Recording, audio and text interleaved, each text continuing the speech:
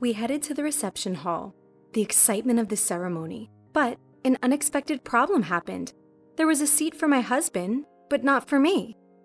I looked several times but couldn't find it. Then, Mary came over to me. "What's wrong?" "Oh, Mary, you came at just the right time. There's no seat for me somehow." Mary then said, half smiling, "Somehow? There's no way. There was never a seat for you in the first place." "Huh?" I couldn't believe my ears. "What do you mean?" My name is Sharon, a 34-year-old housewife. I've been married to Peter for 7 years. We've never had children, but last year I gave birth, finally. She's a very cute girl.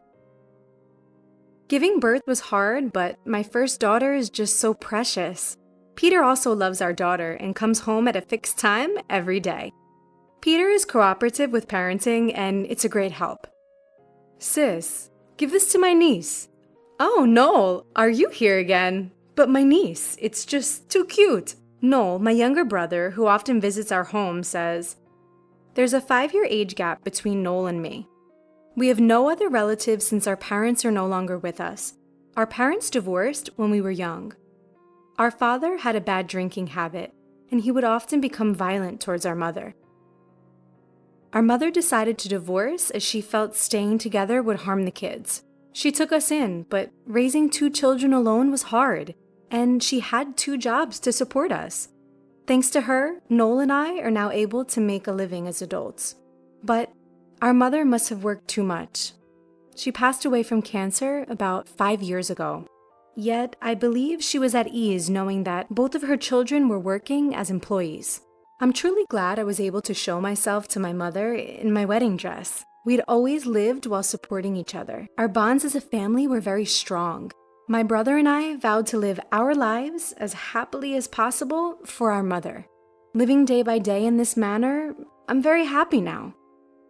"Oh, what a lovely apron, right? I do have good taste, don't I? Don't be so cheeky. Don't you have anything else to do on the weekend? Go on a date or something?" I teased my brother jokingly, but an unexpected answer came back. "Actually, the reason I came today is that I wanted to tell you something." "Huh? Report?" "Yeah, I have someone I'm considering marrying." "What?" I was surprised. I've never expected this from my brother. "It was totally unexpected. Can I come over next Saturday to introduce her to you and Peter?" "Of course you can. I'll check Peter's schedule too." "Yeah, thanks." After my brother left, I felt quite emotional. I always took care of my brother at home while our mother was working. So the feeling was closer to being a guardian rather than a sister. It's such a big event for me that my precious brother would come to tell me about his wedding. I can't wait for Saturday. And since my husband has the day off, we'll meet them together. On that day, I was restless, wondering when they would arrive. "Sharon, you've been so fidgety since a while ago. But Noel is bringing his fiancé over, right? It makes me nervous." "Don't worry, Sharon. I bet Noel isn't expecting his sister to be nervous."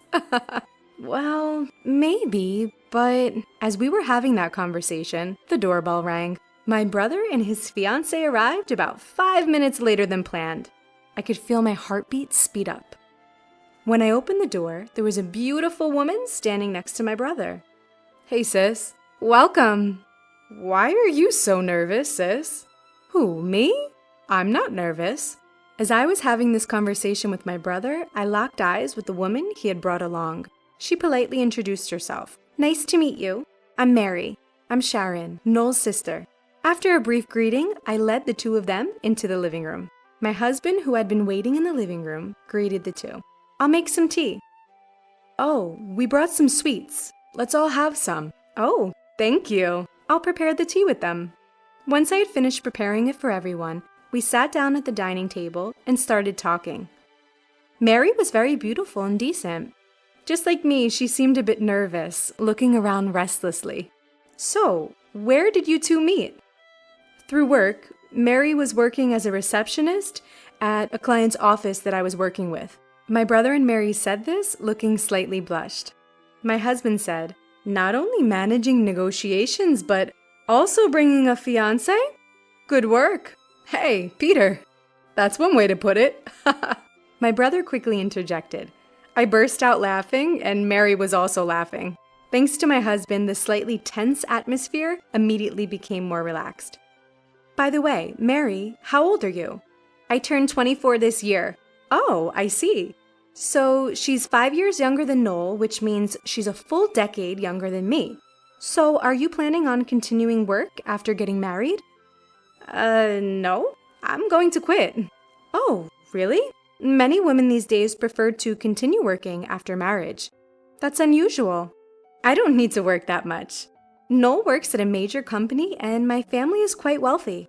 Gradually, her true personality was showing, which was different from my first impression. Also, you're not working currently, are you? No, I quit after giving birth to my daughter, but I was in the company for about 15 years. What? 15 years? How old are you now? I'm 34. Wait, so are you, by any chance, a high school graduate?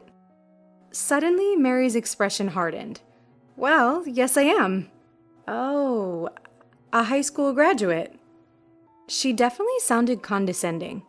But then Noel quickly came to my defense. Sharon started working right after high school for me. We talked about it, right? We were poor, so Sharon gave up everything for me. Don't look down on her. I wasn't looking down on her, I was just surprised, because there's no one like that around me. Noel's defense had created an awkward atmosphere. I quickly tried to smooth things over by saying, "It must be unusual for you, Mary." Mary also added, "Yes, exactly. I didn't mean it in a bad way, I was just surprised." Noel seemed to accept this and replied, "Oh, okay, as long as that's the case." To change the subject, I asked, "Mary, what does your father do?" My dad is the editor-in-chief of a publishing company called XX. Mary proudly stated this.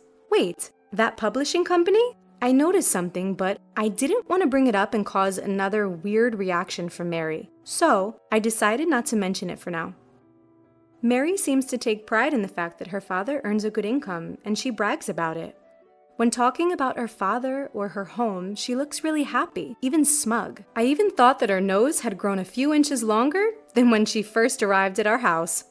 Anyway, that's how the meeting to announce my brother's engagement ended. After seeing off Noel and Mary, I immediately slumped onto the sofa. Phew, I'm exhausted. You did well. I'll make some coffee. My husband said this as he comforted our daughter in his arms. Thank you.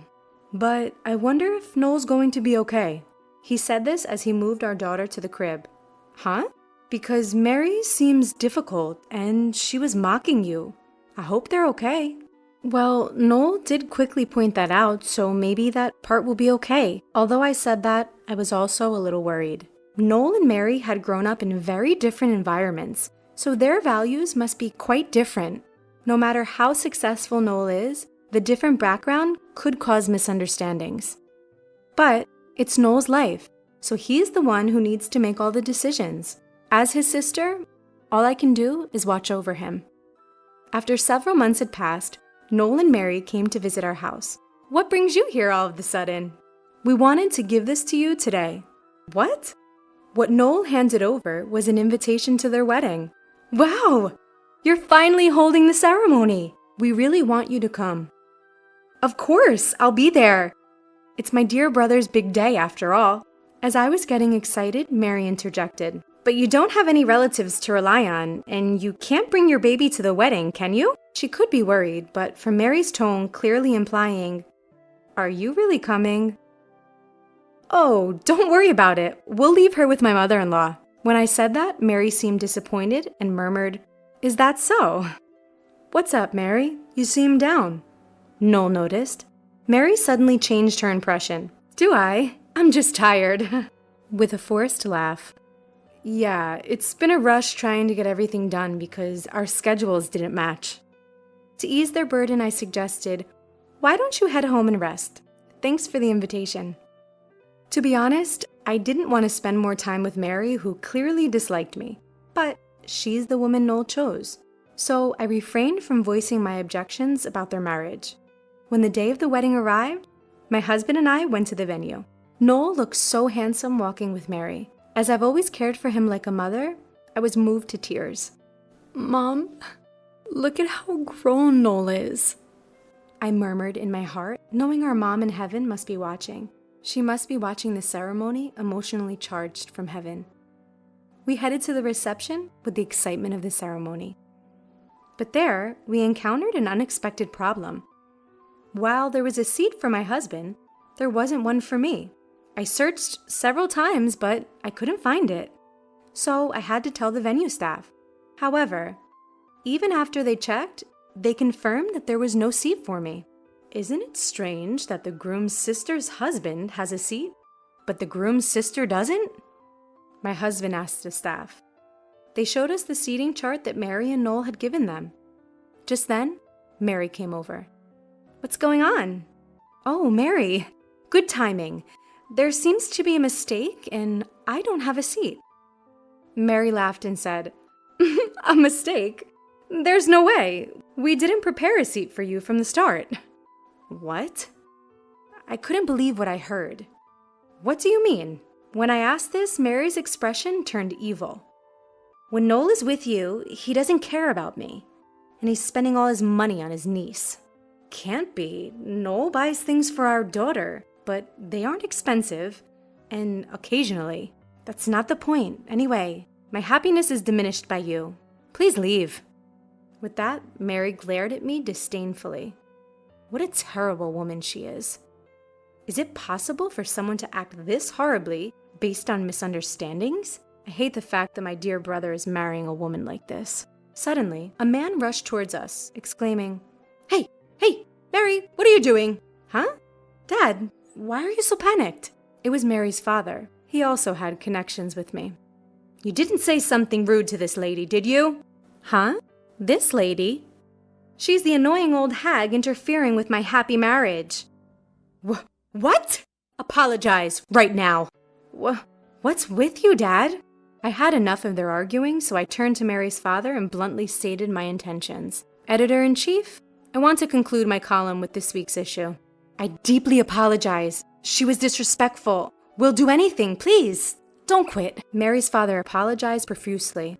Seeing this, Mary was left in shock. I was into beauty after successfully losing weight, and I've been writing about it on social media. Recently, I shared about post-maternity self-care that you can do at home. This made me popular. I make a decent income. I've been writing an article on a magazine which he works for as a chief editor. Thankfully, the magazine's sales had increased, thanks to me, and I had been continuously writing.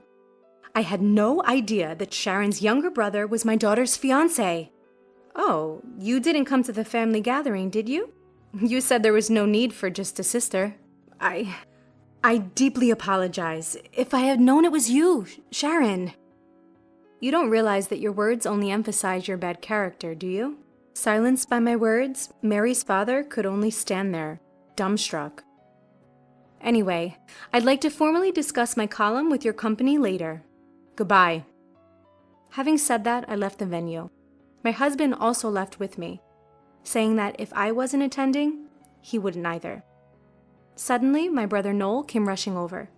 Wait! Why are you guys trying to leave?" I explained everything to him. "What? That can't be.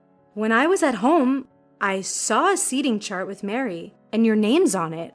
"I see. So it seems like Mary had shown a fake seating chart to Noel." Realizing this, Noel, his face flushed, stormed into the reception hall. He called off the engagement, stating, "I can't marry a person who treats my sister so poorly." And Noel really wasn't scattering money for his niece. It was Mary who spent a lot. She would buy anything, therefore it seemed she was financially strained. On top of that, the wedding was quite extravagant, so handling the finances was a struggle. Being blamed for spending money on his niece wasn't a pleasant situation at all. After all, wasn't all of this Mary's fault? Noel explained to the attendees that it would be just a regular dinner, and then he left. Later, there were issues regarding the wedding costs, but I cooperated with Noel to resolve them. As Noel had proposed the breakup, he ended up in a disadvantageous situation. But originally, it was Mary's fault. Unconvinced, I decided to use my power a little. I told Mary's father that if he agreed to pay all costs, I would continue the contract. Mary's father agreed without hesitation, saying, "Understood." Mary seemed unconvinced, but her father snapped, "It's all because of you," and forcibly made her accept it. This way, Noel was able to break up with Mary without any loss or a negative mark against him. Meanwhile, I continued the contract as promised. However, I did report this incident to the publisher. After that, Mary's father was transferred to a different department and no longer as editor-in-chief. Mary was disowned by her father, saying, "It's all your fault," and was forced out of the house. She had no access to money, but still she couldn't shake off her previous spending habits. She's likely to ruin herself, but it's none of my business, and she brought this on herself. Even Noel said, "Next time, I'll find someone who values you as my sister." I told him, "Just find someone who doesn't treat people poorly." Noel laughed. True. Mary was just abnormal while he was comforting his niece. I'm glad that the problem was resolved safely. I hope Noel finds a good person next time. Wishing for Noel's happiness, I'll continue to work hard for my husband and daughter at home.